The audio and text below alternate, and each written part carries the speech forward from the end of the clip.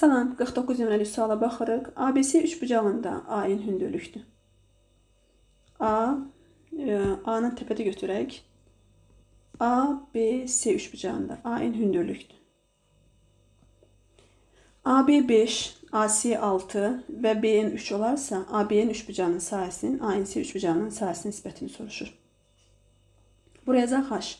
Pifagor teoreminə görə H kvadratı üstəgəl 3'ün kvadratı 5'in kvadratına beraberdir. Buradan H'ın 4 olduğunu bilirik. Diğer üçbucaqdan NC x desək, 4'ün kvadratı üstəgəl x'in kvadratı beraberdir 6'nın kvadratı.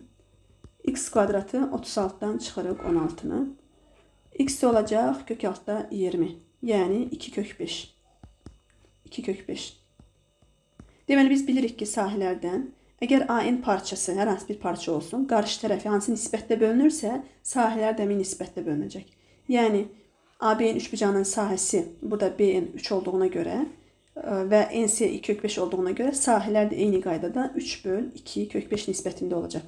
Yəni cavab A variantı.